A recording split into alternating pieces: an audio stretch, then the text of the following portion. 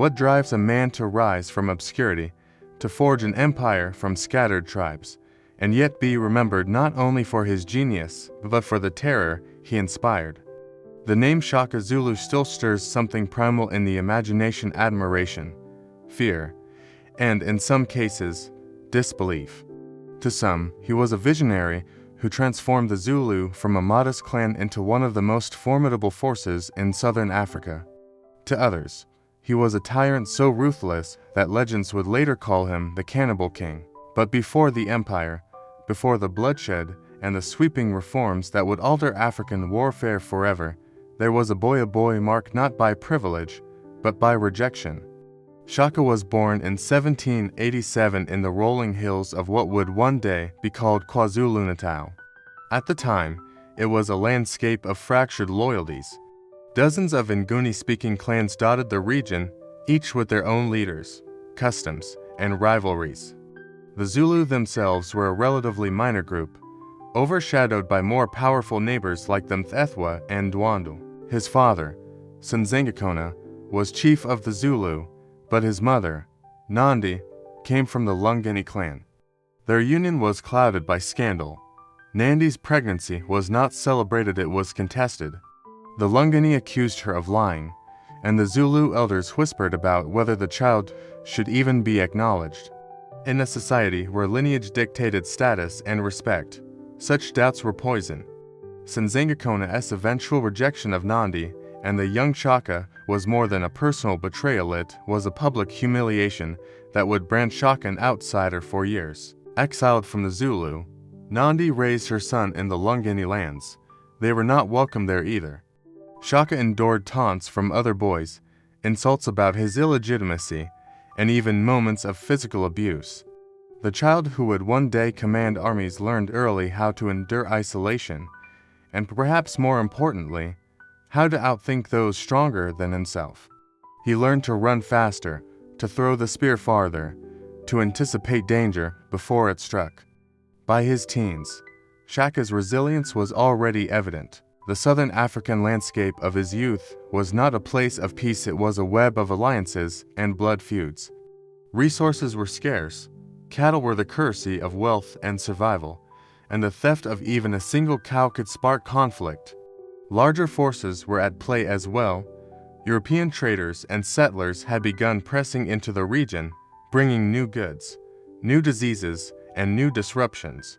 Though they were still distant players in Shaka's early life, their arrival would one day intersect with the kingdom he built. The turning point came when Shaka was sent to live among the Mthethwa under Chief Dingiswayo.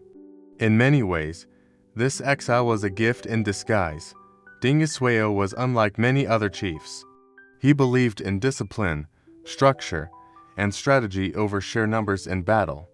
His military system was already a step ahead of neighboring clans, and he recognized in Shaka an unusual blend of intelligence, physical prowess, and relentless drive. Under Dingiswayo's guidance, Shaka learned the arts of war, not the chaotic rush of traditional combat, but the precision of coordinated tactics. He studied how to use terrain to his advantage, how to hold warriors in reserve for the decisive moment, and how to instill loyalty through both reward and fear.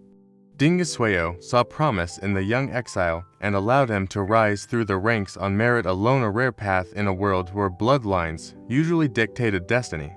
These years under Dingiswayo were Shaka's crucible. He entered a world where the spear was an extension of the body, where the drumbeat before a battle could quicken a man's pulse to the point of recklessness. He became known not only for his skill in combat, but for his ability to inspire those around him. Shaka fought with a ferocity that unsettled his enemies and impressed his allies.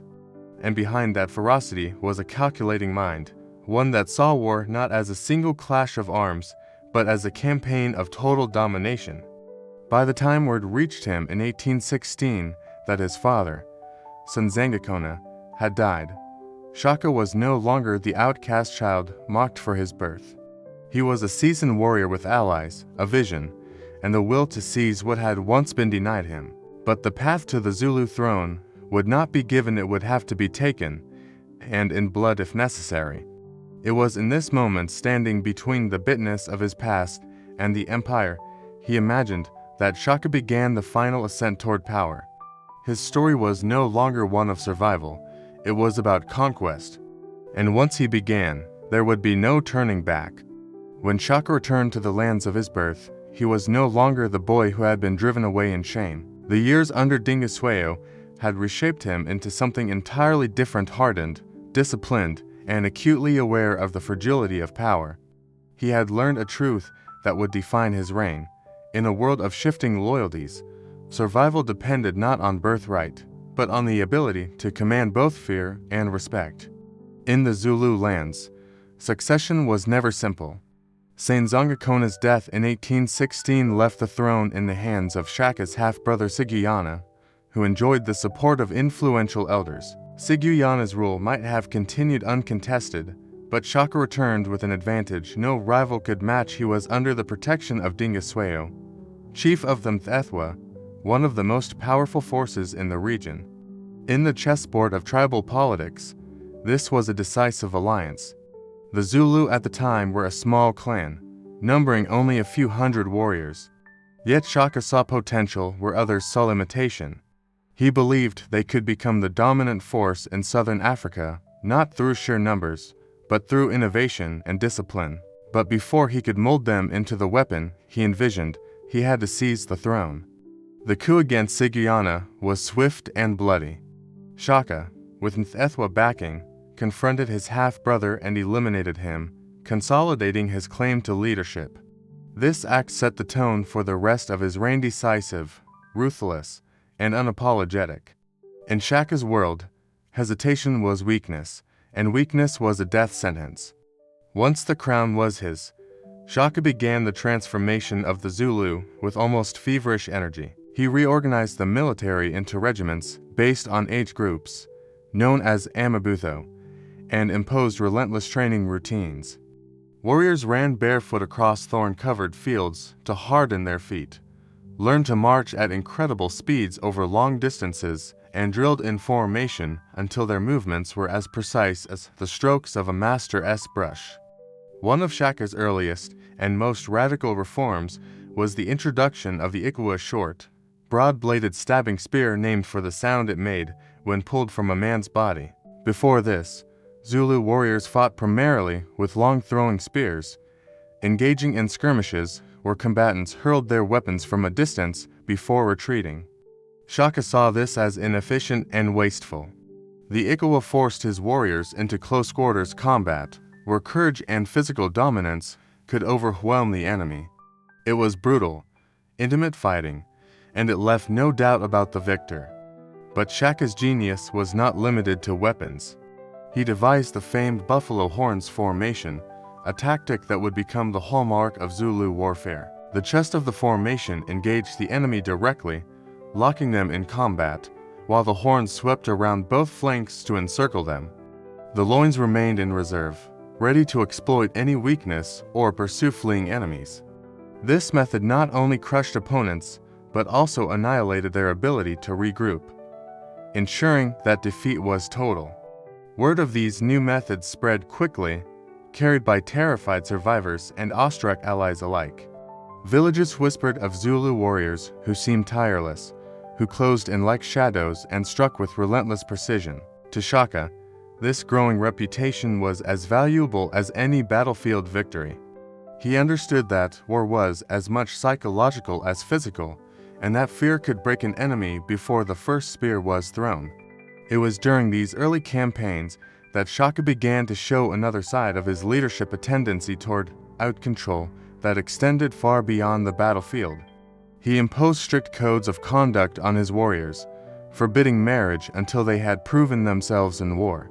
Food, rest, and even personal possessions could be taken or given at his command. Every aspect of a soldier's life became a tool in Shaka's arsenal, ensuring that their loyalty was to him above all else. For the Zulu people, these changes were both exhilarating and terrifying. The clan's territory expanded rapidly as neighboring groups were absorbed into the growing kingdom. Some joined willingly, enticed by the promise of protection and prestige under Zulu rule. Others were crushed, their warriors either slain or pressed into service under the very man who had destroyed their homes. By the end of his second year as king, Shaka had transformed the Zulu from a modest clan into a rising military power. His enemies began to unite against him, but each coalition fell to the same relentless tactics. The kingdom's borders pushed outward, and Shaka's name began to echo far beyond his own lands. Yet with every victory came a new challenge: how to maintain control over a growing army and an increasingly diverse population. It was a question Shaka would answer in ways that would secure his place in history, for better or for worse. Shaka's path to kingship had been carved in blood, but wearing the crown was not the same as keeping it. In the fractured world of early 19th century Southern Africa, a ruler's power was only as strong as the alliances he could forge and the enemies he could crush before they became threats. In 1816, the moment his father Saint Zongakona's death was announced, the kingdom was already bracing for conflict. The elders and prominent warriors largely supported Siguyana, Shaka's half-brother. Siguyana had the advantage of being the established heir, but Shaka had something more valuable: the unwavering support of Dingiswayo, the Mthethwa chief whose warriors had already tasted the precision and brutality of Shaka's command. The coup that followed was swift. Backed by Mthethwa forces, Shaka confronted Siguyana and removed him from power permanently. The details of Siguyana's death vary in the telling. Some say he was speared in ritual combat, others claim he was quietly assassinated under the cover of ceremony. Whatever the truth, the result was the same: Shaka stood as the undisputed leader of the Zulu. The act was decisive, but it sent a clear message to both allies and rivals: challenge him, and your life would be forfeit. Securing the throne, however, was only the beginning.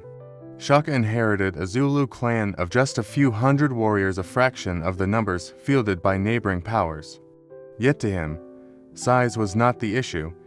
Discipline, organization, and innovation could outweigh raw numbers, and he was determined to prove it. He began by restructuring the Zulu military in a way that broke from tradition. Rather than a loosely organized militia called together in times of need, Shaka established permanent regiments, Samabutho, organized by age and trained year-round. Warriors were not simply fighters, they were instruments of the state, bound by loyalty to their king and regiment above even their families.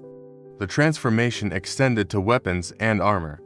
The long throwing spear, or assegai, was replaced with the ikawa, the short stabbing spear whose deadly efficiency left no room for escape in close combat.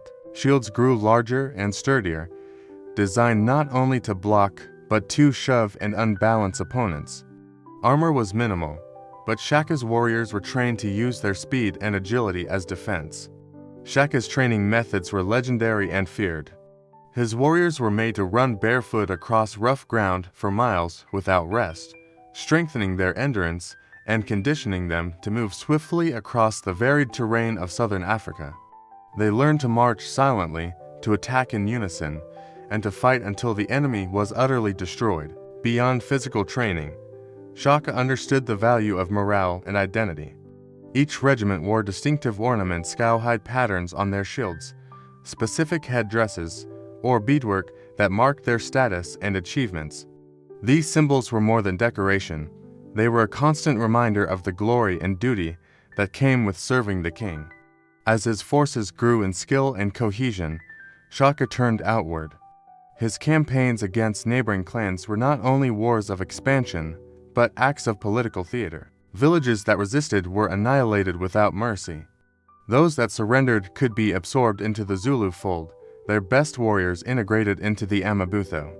In this way, every victory made the Zulu army larger and more formidable, while the memory of destruction kept potential rebels in line.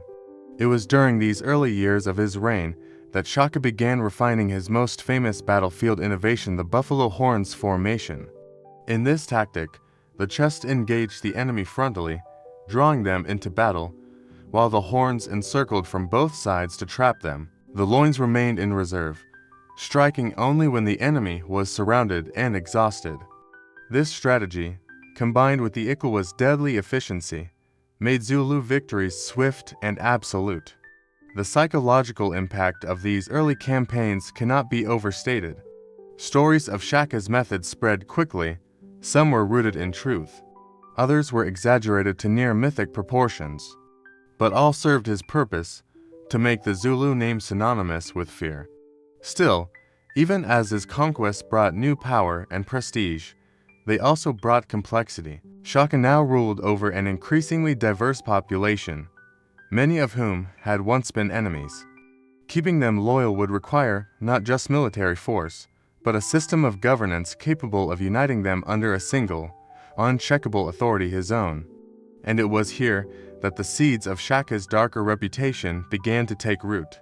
For in his mind, loyalty was not earned through trust or generosity.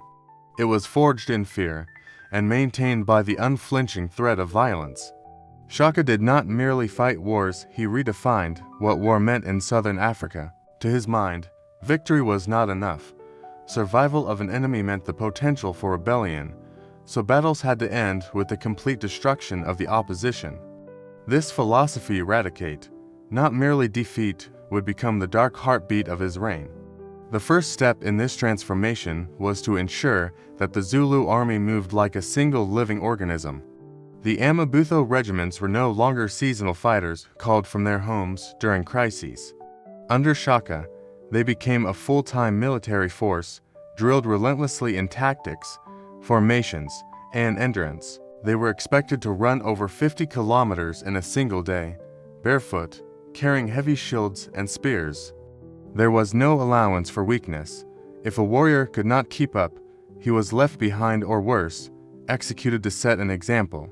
It was in these years that Shaka perfected the buffalo horns formation. The chest of seasoned warriors engaged the enemy directly, pinning them in place.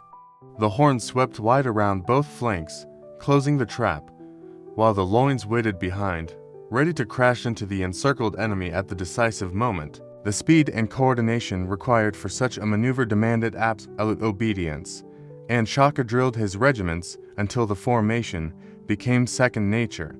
This method transformed Zulu warfare from the chaotic skirmishes of the past into a calculated machine of destruction. The Ikawa stabbing spear, short, wide-bladed, and deadly at close range, was the perfect complement to this strategy. Once the horns closed, there was no room for retreat. The fighting became a brutal press of bodies, where the only way out for the enemy was death. But Shaka understood that war was not just about killing. It was about control. He mastered the art of psychological warfare, often before a single spear was thrown. Scouts were sent ahead to spread rumors of the Zulu's speed and ferocity.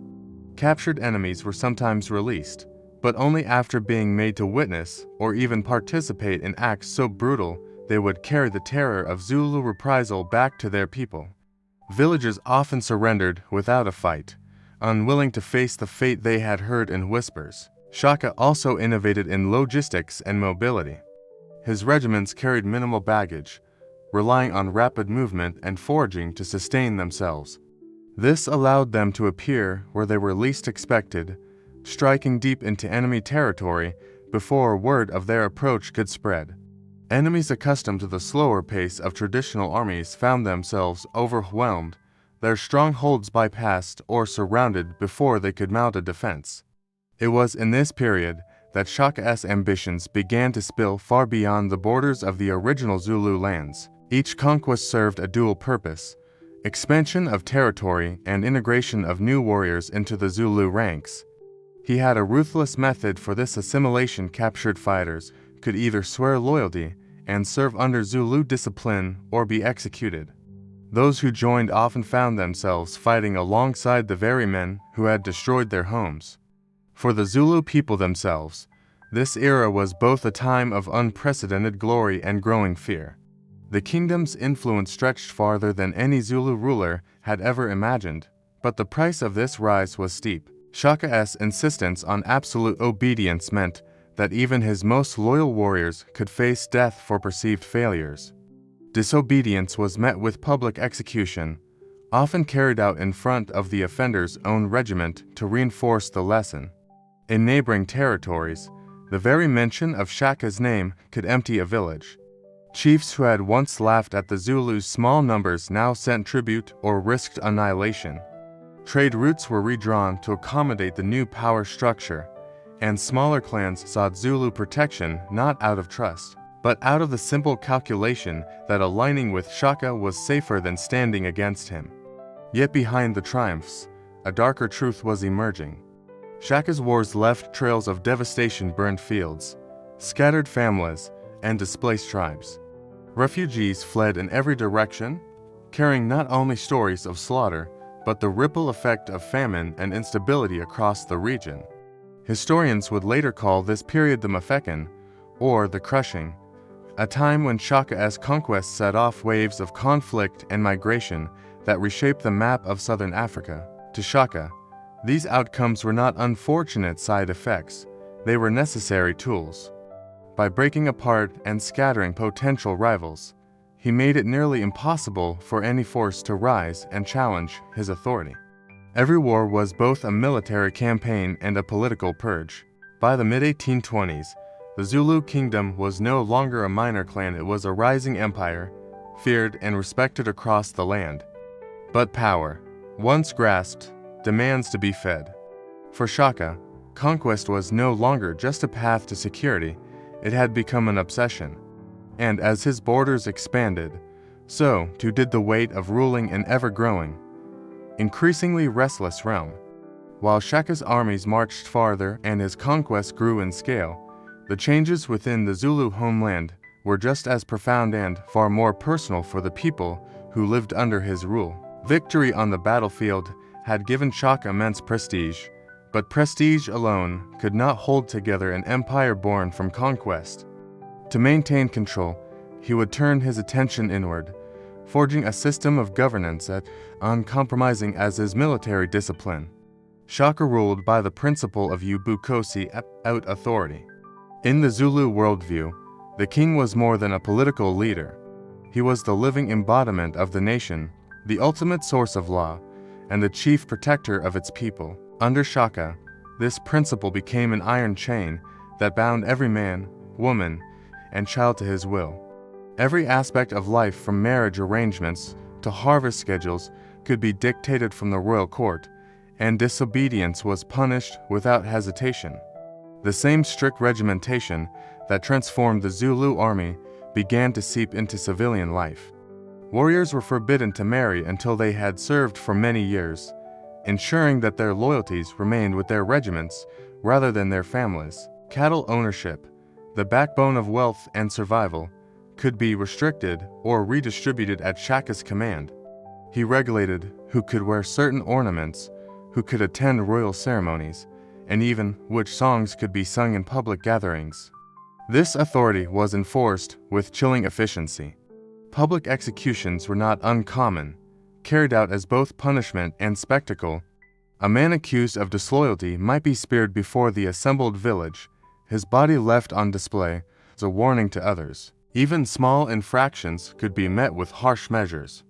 Shaka's reasoning was simple: fear was the most reliable glue in holding a nation together, and the memory of punishment was far more enduring than the memory of kindness. His paranoia also began to influence his domestic policies. Informants were placed throughout the kingdom, from village elders to warriors in the regiments, each reporting on murmurs of dissent or potential disobedience. The court became a place of intrigue where a careless word could mean death, and even the most loyal subjects learned to temper their speech and conceal their private opinions. And yet, it would be wrong to imagine Shaka as only a destroyer at home. His rule brought order to a land that had long been fractured by clan rivalries. Roads and communication routes were improved to allow the rapid movement of troops and messengers. Surplus cattle and grain from conquered territories were sometimes redistributed to strengthen loyalty among his people. In times of drought, he could command resources in a way smaller, independent clans could not. Too many, especially those who benefited from the newfound stability. Shaka was not merely a tyrant, he was the architect of a stronger Zulu identity. Still, the price of this unity was steep. The constant readiness for war meant that the people lived under unrelenting pressure. Every able-bodied man was a warrior first and a herder, craftsman, or farmer second. Young men were expected to endure years of military service before starting families, and young women often found their marriages delayed or dictated by the needs of the state. For some, the Zulu kingdom was a place of opportunity and pride. For others, it was a gilded cage. It was also during this period that the stories of Shaka's cruelty began to spread beyond his borders. Some neighboring chiefs accused him of deliberately massacring entire villages for minor provocations, or of ordering executions not for crimes but for personal slights. Refugees who fled his rule carried these tales to distant lands, and whether these stories were exaggerated or entirely true, they contributed to an image of the Zulu king as a ruler whose power rested on a foundation of blood. But perhaps the most enduring and controversial element of his reputation was the rumor that would one day overshadow all others, the claim that Shaka was not only a conqueror, but a cannibal. Whether born from enemy propaganda, colonial invention, or fragments of truth, this was a charge that would haunt his legacy for centuries to come. It was in the shadow of this emerging myth that Shaka's rule entered its most infamous phase, one in which his thirst for control seemed to reach beyond life itself into the symbolic realm of consuming his enemies entirely. The image of Shaka Zulu as a ruthless warlord was fearsome enough, but in the years following his conquest, an even darker legend began to take root, one that would come to define him in the minds of many, both inside and outside Africa. It was whispered that Shaka did not merely kill his enemies, he ate them. The so-called Cannibal King stories appeared in many forms. In some versions, Shaka himself personally consumed the flesh of fallen foes. In others, it was his warriors who feasted under his command, carrying out a ritual meant to absorb the courage and strength of the dead. The accounts varied, but they shared a common thread: the idea that Shaka's power extended beyond death, that he could dominate an enemy so completely as to make them part of himself. To modern historians, these tales are a tangled knot of fact, propaganda, and cultural misunderstanding. In the 19th century, European colonial powers were pushing ever deeper into southern Africa, bringing with them not only traders and missionaries, but also chroniclers with their own agendas. For these outsiders, portraying African rulers as barbaric and savage made it easier to justify conquest and subjugation. What better image to terrify readers in London or Amsterdam than that of a warlord who devoured human flesh? Yet the myth did not originate solely from European pens. Certain Zulu oral traditions and neighboring clan stories also hinted at ritual acts involving human remains. In some accounts, Shaka believed that eating a small portion of an enemy's flesh, or burning it to inhale the smoke, could transfer the enemy's strength and bravery to the consumer. These claims, however, were inconsistent and often steeped in symbolic language. Ritual consumption might have been metaphorical rather than literal, signifying total victory and spiritual domination rather than physical cannibalism. The most vivid of these tales describe Shaka ordering the bodies of notable warriors or rival chiefs to be brought to him after battle. According to some, these remains were then prepared in secret, a gruesome feast reserved for the highest ranks of his army. In reality, such claims could have been political weapons, rumors spread by rivals within the Zulu court, or even by disaffected former allies seeking to tarnish his name. Regardless of their truth, the power of these stories lay in their ability to magnify fear. Whether his enemies believed the rumors or not, they could not ignore them. To be defeated by Shaka was one thing. To be consumed by him, body and spirit, was to vanish entirely from the world. This reputation served as a psychological weapon just as potent as the buffalo horns formation. By the 1820s, the Cannibal King image had spread far beyond Zulu territory. Traders along the coast repeated the stories to passing ships. Missionaries wrote about them in letters to Europe. Colonial newspapers printed lurid illustrations of Shaka looming over a fire while bound captives awaited their fate. These images were often pure invention, yet they cemented his place in the European imagination as a figure of monstrous power. But to the Zulu people themselves, the cannibalism rumors were far more complex. Some viewed them as deliberate slander designed to undermine the legitimacy of their king. Others saw them as exaggerations of real but rare practices tied to spiritual beliefs about strength, courage, and the afterlife. Still others believed the stories outright and feared Shaka not only as a ruler, but as a man who might extend his vengeance beyond death itself. What is certain is that Shaka never publicly addressed the rumors. He neither confirmed nor denied them, allowing the myth to swirl around him unchecked. This silence may have been calculated, in a world where fear was one of his greatest tools. Leaving such a legend unresolved meant it could grow even larger, more terrifying, and more useful to him. By the time his reign reached its height, the Cannibal King myth was inseparable from Shaka's identity. It became part of his arsenal, a weapon that traveled faster than his armies and struck terror before a single spear was lifted. And yet, while the myth amplified his aura of invincibility, it also began to feed into a darker transformation, one in which fear no longer simply served his ambitions, but began to consume him in return. By the mid-1820s, Shaka's power seemed unshakable. His armies dominated the battlefields, his name inspired dread from the coast to the hinterlands, and the Zulu kingdom had grown far beyond the modest clan he had inherited. But inside the royal kraal, a slow and poisonous change was underway. The same instincts that had allowed Shaka to seize and hold power, his suspicion, his relentless demand for loyalty, his intolerance for weakness began to turn inward, corroding the very foundation of his rule. The catalyst for his descent came in 1827 with the death of his mother, Nandi.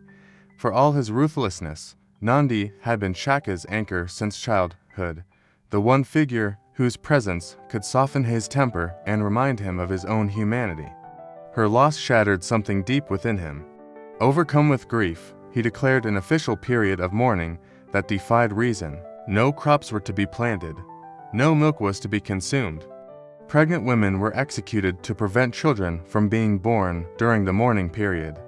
Even couples who were betrothed were forbidden to marry until the king deemed the mourning over. These edicts plunged the kingdom into a state of misery. Hunger spread, morale plummeted, and resentment festered. For the first time, whispers of dissatisfaction reached beyond the private conversations of the kraal and into the ranks of his warriors. Some saw his decrees as a test of loyalty. Others saw them as madness. Shaka's paranoia intensified. Convinced that plots to dethrone him were multiplying, he became hypersensitive to any hint of dissent. Trusted generals were suddenly demoted or executed. Minor infractions were punished as treason. Chiefs who had once been proud allies found themselves treated as potential traitors. Those who had fought beside him in his rise to power began to feel the suffocating weight of his suspicion.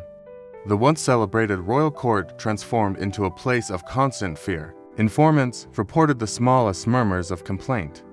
Accusations could appear without warning, often based on little more than a gesture misread or a conversation overheard.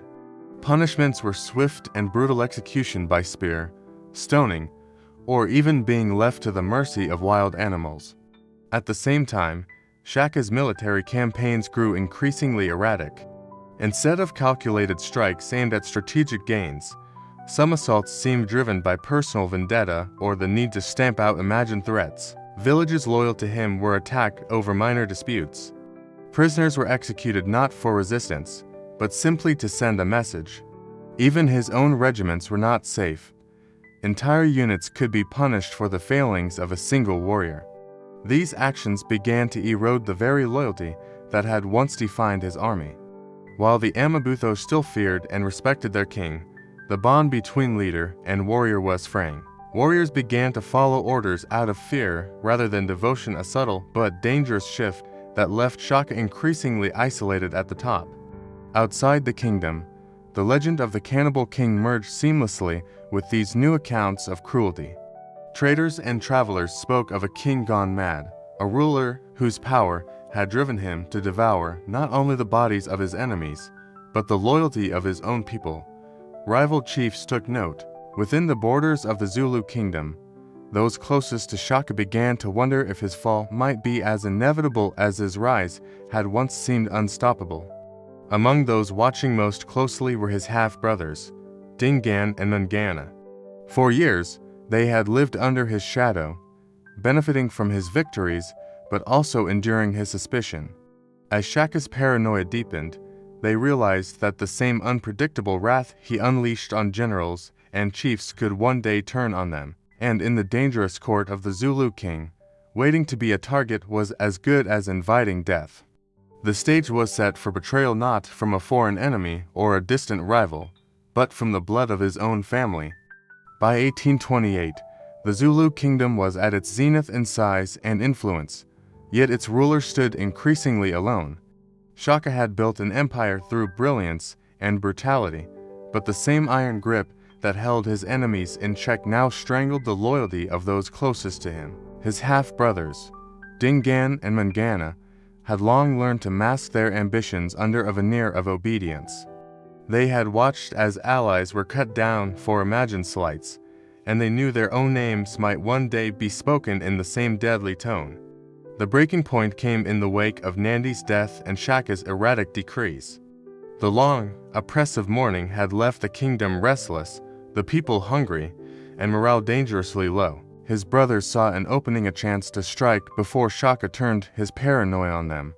They began to weave a conspiracy, drawing in a handful of trusted warriors who had themselves begun to question whether their king's mind was slipping beyond reason. The plan was as simple as it was treacherous. Wait for a moment when Shaka was vulnerable, isolated from his guards, and end his reign in one swift blow. The danger lay not in killing him, that was a matter of courage and opportunity, but in doing so without sparking a civil war. They needed to make the strike seem inevitable, even justified, so that the kingdom would accept the new ruler without descending into chaos. That moment came late in September 1828. Shaka was at his royal kraal in Quadakuza, attending to court matters.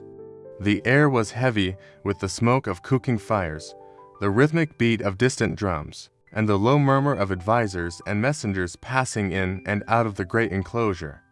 Dingaan and Mangana approached with their small group of loyal conspirators, their faces masks of solemn respect. It was a meeting like many others before, at least on the surface. They spoke of minor disputes in outlying territories, of warriors needing new shields, of tribute from subject chiefs, but beneath their calm voices, their hearts pounded with the knowledge that by nightfall, the most feared man in southern Africa could be lying dead at their feet. The strike came suddenly. Accounts vary. Some say a signal was given, others that one conspirator stepped forward with feigned urgency, distracting Shaka as the others closed in. In the cramped confines of the kraal, spears flashed. Shaka fought, but he was outnumbered, his guards caught off guard or perhaps deliberately kept away. The man who had stood unbeaten on the battlefield fell under a flurry of blows from his own kin.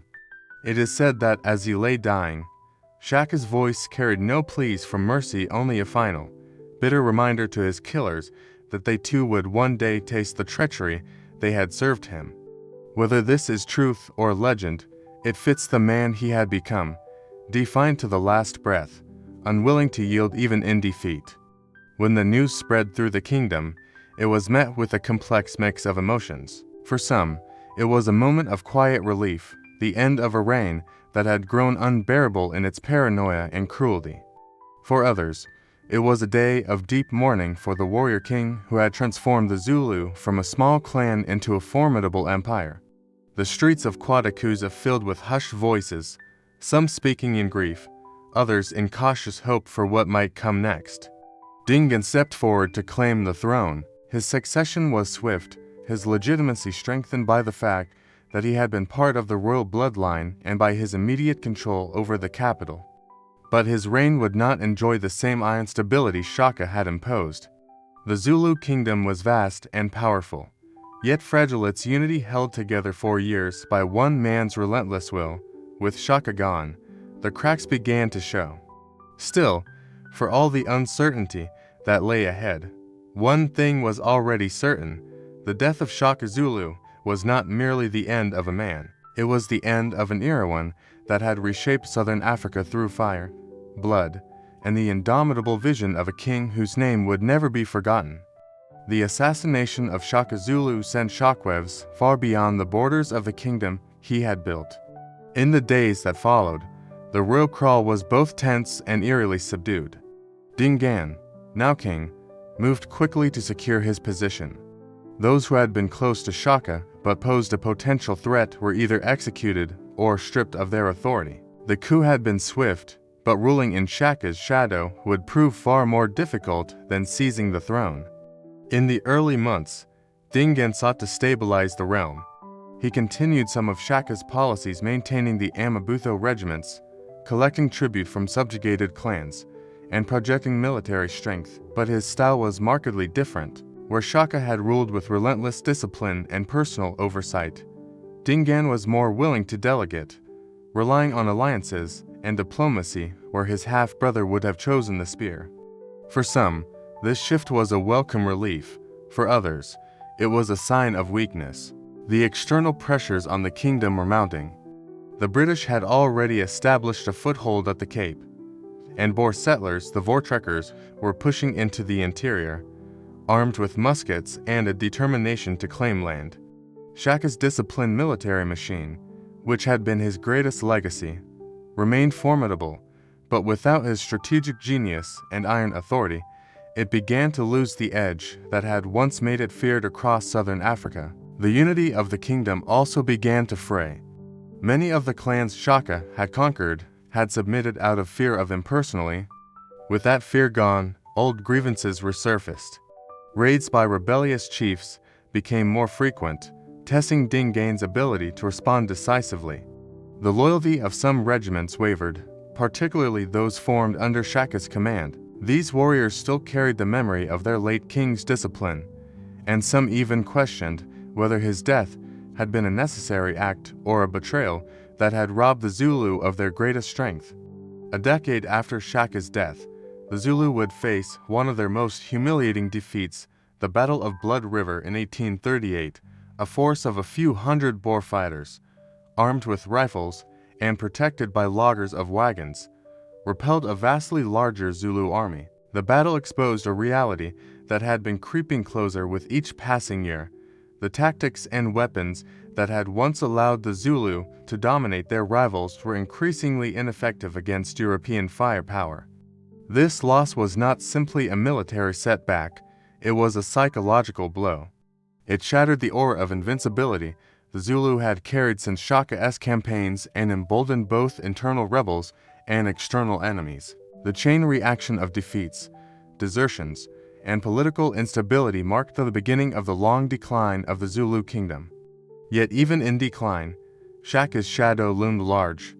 His military innovations, especially the buffalo horns formation and the close combat dominance of the Ikwa, continued to be drilled into new warriors. His name was invoked in war chants, his deeds recounted around firesides, both as inspiration and as a cautionary tale. For the Zulu, remembering Shaka was not simply about honoring a past leader. It was about holding onto a sense of identity forged in the crucible of his reign. The British and Boers, too, remembered him. In their accounts, he was often cast as a barbaric warlord, a portrayal that served colonial interests by painting the conquest of Zulu lands as both necessary and justified. But in private, some European commanders admitted respect for his discipline, his organization, and his sheer force of will. By the mid-19th century, the Zulu kingdom was still a significant power, but its days as a dominant regional force were behind it. The empire Shaka had carved out through relentless conquest had always been built on a knife's edge, held together by fear, loyalty, and the authority of one man. Without him, the balance shifted, and the fractures widened. Still, even as the kingdom struggled, the legend of Shaka did not fade. Among the Zulu, he remained Umnumzane Umkhulu, the Great Master. Among outsiders, he was the Black Napoleon or the Cannibal King, a figure whose life blurred the line between history and myth. His story had outlived his empire, and in some ways, that was the greatest victory he ever achieved. Nearly 2 centuries after his death, Shaka Zulu remains one of the most polarizing figures in African history, a man celebrated as a nation builder and condemned as a tyrant. His reign transformed a small, fragmented clan into a dominant power whose influence reached far beyond its borders, yet the methods he used left a trail of devastation that would echo for generations. To the Zulu people, his legacy is woven into their cultural identity. He is remembered as the architect of their military might, the innovator who reorganized warriors into disciplined regiments and armed them with the ikawa, the short stabbing spear that redefined close combat. His buffalo horns formation remains one of the most famous battlefield tactics in history, studied even by modern military historians. Shaka's ability to inspire fierce loyalty and equally fierce fear was a rare talent, and it allowed him to achieve victories that seemed impossible for a ruler of such humble beginnings. But there is no escaping the darker half of his story. Shaka's reign was one of relentless expansion and calculated terror. Entire communities were uprooted, rival clans annihilated, and refugees scattered across southern Africa. Historians call them Afekana crushing. His demand for absolute obedience turned the Zulu kingdom into both a fortress and a prison, where even the smallest act of disloyalty could mean death. The rumors of cannibalism, whether grounded in fact or fanned into myth by enemies and colonial chroniclers, fused with his image until they became inseparable from his legend. Outside Africa, Shaka's story has often been told through the lens of colonialism, sometimes exaggerated into monstrous caricature, sometimes romanticized into that of a tragic hero. Plays, novels, and films have portrayed him alternately as a visionary leader, a brilliant general, and a bloodthirsty warlord. Each version reveals as much about the storyteller as it does about the man himself. The truth, as with most historical giants, lies somewhere in between. Modern South Africa wrestles with this duality. Statues and memorials honor his role in uniting the Zulu people, while scholars and activists debate the human cost of his empire. In schools, his story is taught not as a simple tale of glory or villainy, but as a complex chapter in the continent's past, one that forces reflection on the price of power, the burdens of leadership, and the thin line between ambition and tyranny. Perhaps Shaka's greatest achievement was his ability to impose a vision so forcefully that it endured long after his death. The Zulu kingdom he built did not survive the full weight of colonial conquest, but the identity he forged, a shared sense of unity, discipline, and pride, remains a powerful cultural force. Even in defeat, the echoes of his reign could be felt in the resistance movements that arose against British and Boer domination, with leaders invoking his name to rally their people. In the end, Shaka's life is a paradox, a testament to both the heights and depths of human ambition. He proved that a single leader, armed with strategy, vision, and ruthless will, could reshape the destiny of entire nations. But he also demonstrated how the pursuit of absolute control can devour the very stability it seeks to create. Was he a genius or a monster, a patriot or a tyrant? The answer, perhaps, is that he was all of these things, and it is precisely this complexity that keeps his story alive. Shaka Zulu was not a man who fit neatly into the roles history likes to assign. He was an empire in human form, expansive, powerful, feared, and ultimately undone by the same forces that made him great. Even now, his name carries weight, in whispered cautionary tales, in proud war songs, in the scholarship of historians. Shaka stands as a reminder that greatness and terror often spring from the same source. And as long as people tell his story, whether in awe, in horror, or in wonder, Shaka Zulu will remain what he always was, unforgettable.